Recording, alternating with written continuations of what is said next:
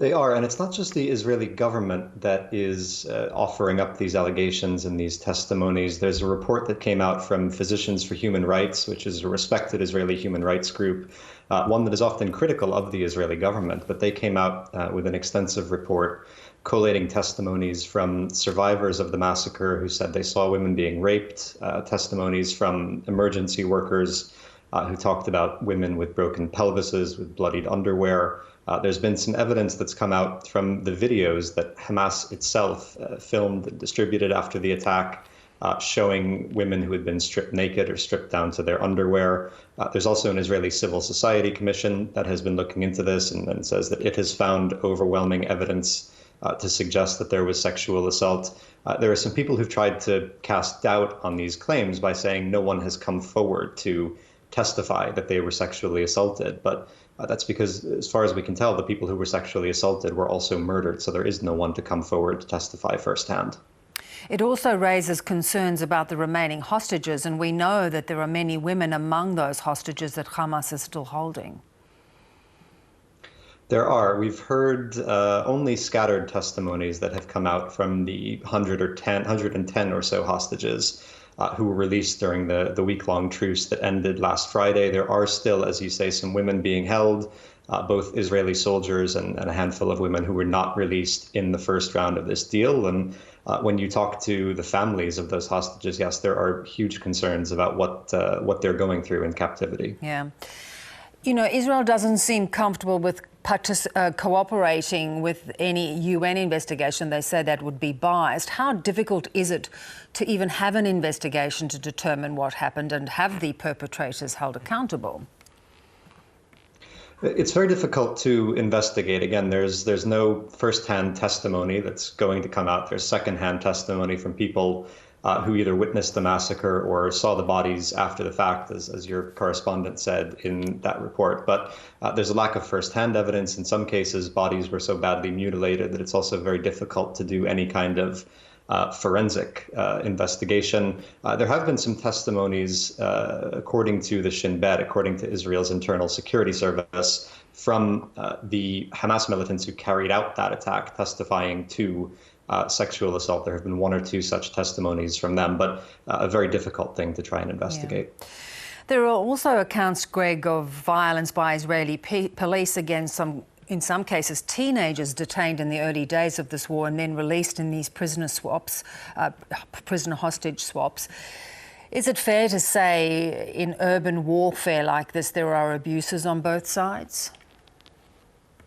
Well, I think it's fair to say that the Israeli police have a pattern of abusing Palestinian detainees, and so these reports wouldn't be at all surprising. What we've heard is claims that some of these prisoners, including, as you say, teenagers, were beaten, were threatened, were urinated on in some cases. And that fits with a long pattern of documentation from both Palestinian and Israeli human rights groups. There was a report that came out from Physicians for Human Rights, the same group that reported on sexual assault of Israeli women, also documented 6 Palestinian prisoners who have died in Israeli custody in recent days. It said 2 of them were denied medical treatment while they were in custody. There's a report from B'Tselem, a respected human rights group, a few years ago that found routinely Palestinian teenagers who are arrested, are threatened, are beaten, are denied access to their families and lawyers, and sometimes even denied access to food or to bathrooms for long stretches of time. So there is a history of abusing Palestinian prisoners, and I wouldn't be surprised if there was more of that happening post-October 7th. Yeah. Greg, I wonder what your thoughts are, you know, when the tactics of Hamas are exposed like this, potentially. How much of a failure is it that the Prime Minister, Benjamin Netanyahu, in fact encouraged support of Hamas as a way of never resolving the occupation of Palestinian territories? It's a huge failing, and it's one reason why about 3/4 of Israelis want him to resign now. He had a policy for many, many years of trying to divide the Palestinians. So on the one hand, you have the far more moderate Palestinian Authority in the West Bank, which is open to trying to negotiate a peace agreement with Israel. Netanyahu didn't want to do that, and so he did everything he could to undermine the PA, at the same time as he strengthened Hamas so that he could argue we don't have a partner for peace. We have this militant group on our borders, and we don't have a partner with whom we can negotiate.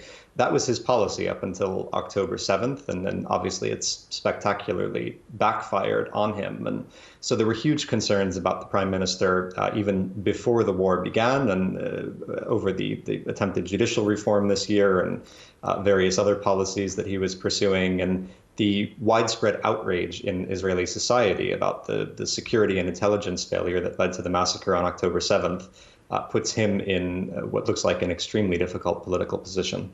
And then, there's been a lot of discussion to try and look forward beyond this conflict, which is very hard to do at the moment. And he's now insisting today that Israel retain control of Gaza to demilitarize it. Does he have the credibility for that? Will he get US support for that?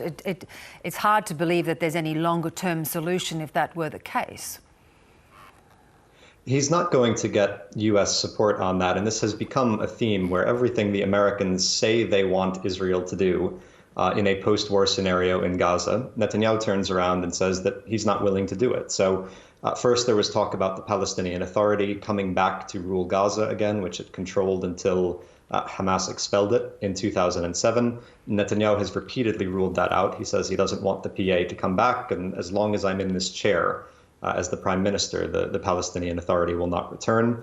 Then there's been some talk about an international peacekeeping force, perhaps involving various Arab states that could come in and provide security in Gaza. Netanyahu ruling that out yesterday, saying that only the Israeli army can control Gaza.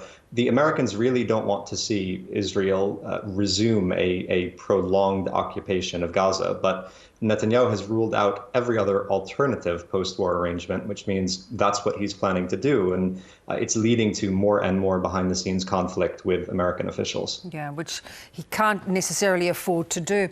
You've also reported a little and been active talking about this bizarre coincidence, supposedly, that there was this huge bet on almost like a bet on the stock market that indicated there was knowledge that this was imminent, which only makes it even more catastrophic. Right. There was a paper that came out over the weekend from two American researchers who said they found an unusual amount of short-selling activity on October 2nd, so 5 days before the massacre in Israel. Someone seems to have made a large short bet on the Israeli stock market, which is a bet that means if the stock market drops, you make a profit. And 5 days later, the massacre happened, and the Israeli stock market went into a weeks-long decline. Now, what we've learned since then is there seem to have been some errors in this paper. For example, they thought the Israeli stock market calculated its prices in shekels. Actually, they're listed in agorot. So it's like thinking the stock's price is listed in dollars and it's actually listed in cents. And so they overestimated the profit that these traders could have made on this short-selling bet. The Israeli Securities Association has also said it looked into it and didn't find any evidence of unusual trading. But it's a fascinating story that we'll be continuing to watch in the coming weeks. That would be good to see what you uncover, because it would be very disturbing indeed. Great to have you on, Gregg. Appreciate your time. Thanks.